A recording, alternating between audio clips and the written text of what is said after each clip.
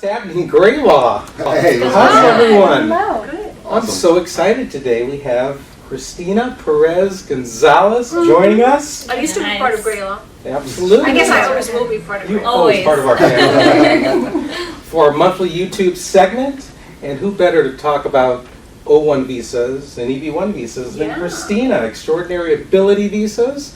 And you've been busy, girl, since you left GrayLaw, huh? I've been very busy Yeah. trying to follow your footsteps. Oh. Practicing the same as what GrayLaw does, a lot of professionals and green cards and non-immigrant visas. Everything we did, but in Glendale. You've done extremely well. The California law firm, and you're specializing in entertainment, sports, and business. Yes.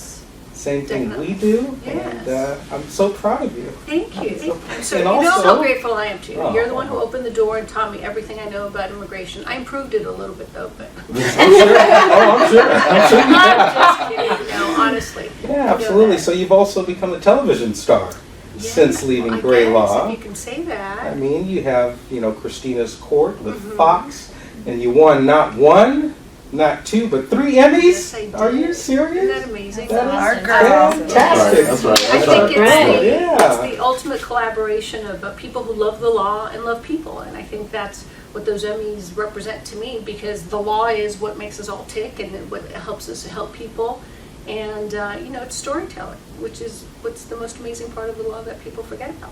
That's fantastic. And you're publishing books. I am. Your latest book, Red, White, and Latina. RedWhiteAndLatina.com. Check it out and buy one. All right. Tell us a little bit about that. It is a book that I think after these elections, and it wasn't necessarily written in preparation for the elections, but it's a book that it's about identity. I think that we have to. It was such a turbulent and an ugly time in America. It still is. Even a couple days ago when is it Andrew Jones playing in the Red Sox? How would that ever happen that somebody would call him a racial slur? That's not my America. That's not the America that we grew up with, and certainly not the America that I want my daughter to grow up in. So I think that we kind of have to find a way to find some common ground, and I think the book is just that. It's just very openly talking about, you could feel this way and I can feel this way, but what about respect? And Use certainly respect. these days with, immigration divisiveness. Oh, exactly. And politics, I mean, our country seems to be very divided. It is, and I think the issue with immigration is people love to stick to the headlines. They love the rhetoric, and they're lazy. They don't really research what immigration is. They just think, oh my God, every immigrant is a criminal. End of story. But we can't have a real balanced debate about immigration if we don't really take into account what we do.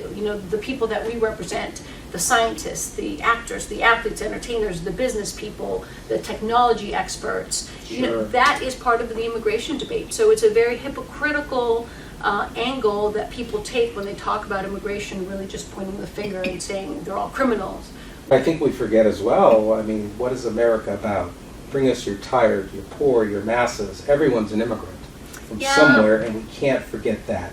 We think can't that's close true. our borders. It's And- true, but I think that we're living in a time where people forget about that. And I think it's the work that GrayLaw does, and California law firm, what we do is, if we can change one person's mind, it's important, because I think we've talked about this before. When you say Salma Hayek, oh no, she's not an immigrant. She's just a famous person. Right, Or right, Antonio right. Banderas. Oh, Right, no, no. Or Justin Bieber. No, he's just an They get a international pass, pop right? star. I mean, James These are Cameron. exceptions. Exactly. Very rare. Canada, Melissa Yeah, McCarthy, yeah. Charlize James Theron. Cameron. Just name it. And that is what I mean about our immigration debate being unbalanced and being hypocritical.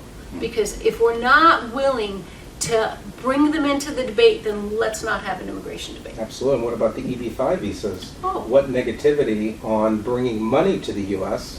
and creating jobs? That's what That's all they the do. EB-5 is about, and we But do again, it people, well. Yeah, but I We think do it that well. you do, and what you do is that you're contributing. Your clients, your EB-5 clients that GrayLaw has, are contributing to the economy. And what people like to hang on is, again, the rhetoric. They're buying a green card. No, they're not doing that. How hard is it to get a green card through an EB-5 petition?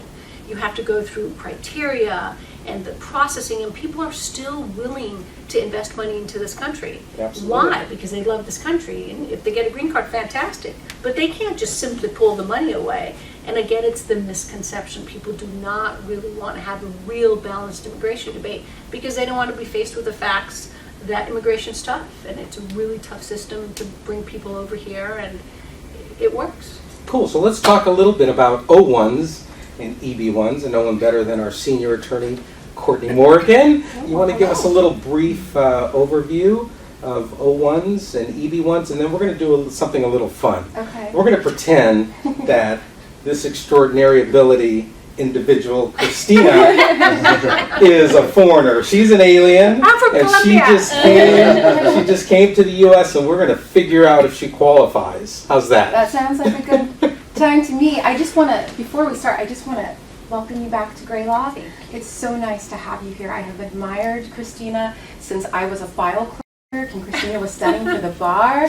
I remember her back in the office studying away with all of those enormous books, and I thought, I want to do that.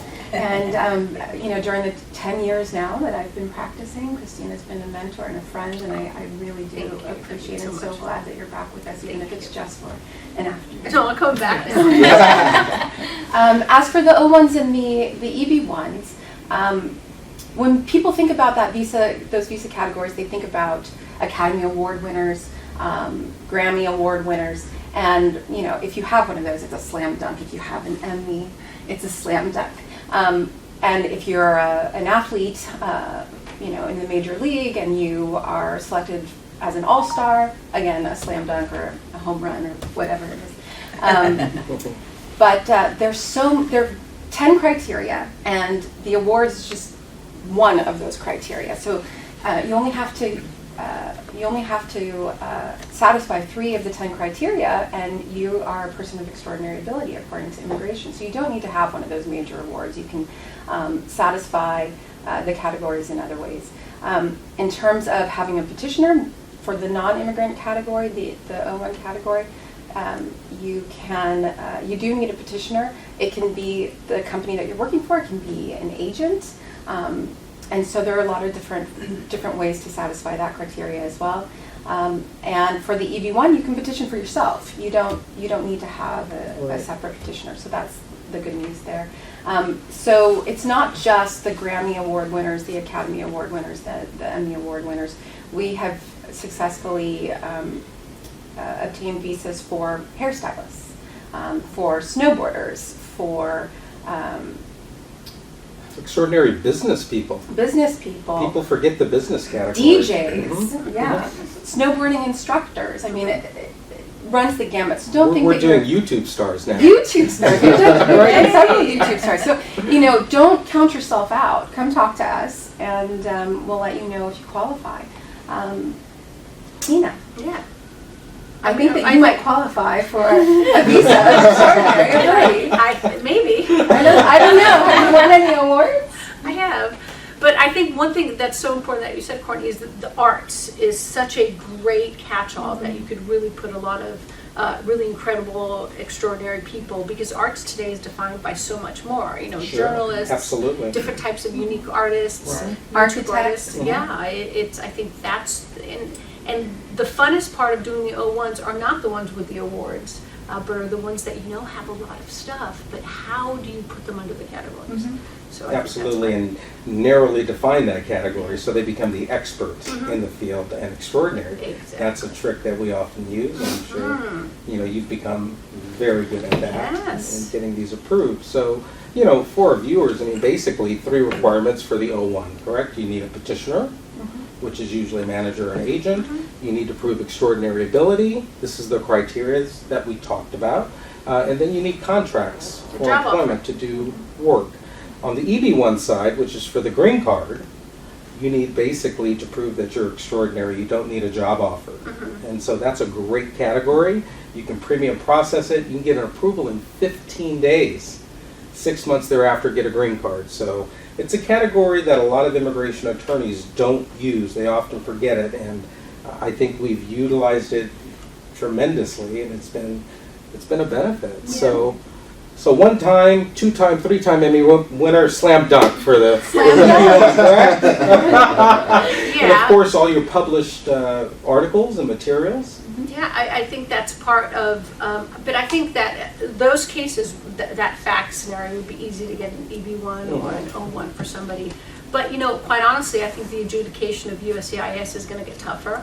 I have, and I know I always call and I run things through you. And, I've had requests for additional information, which are called RFEs from the government, where they kind of really are not 100% convinced that of the criteria you're submitting for your client.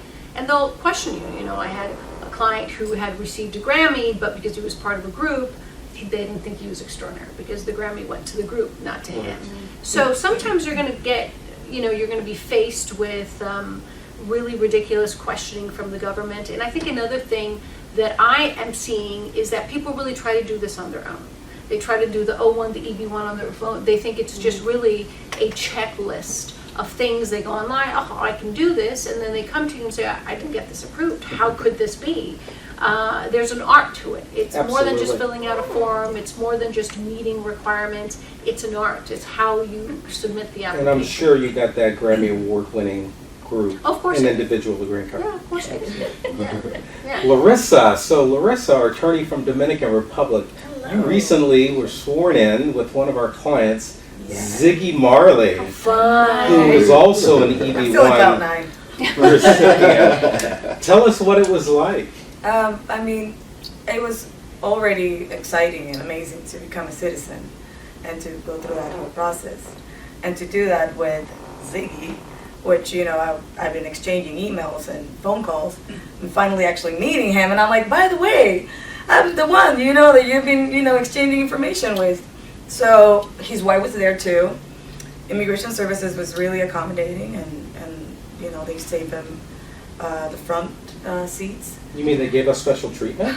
Well, yes. And guess what? I got to tag along. And We'll keep that one quiet. We'll keep that one quiet. Yes. Okay. But, at the very end, once we got our certificates, he was really nice. He took pictures with the staff and with some of the people that were swearing in, including me. Thank you very much.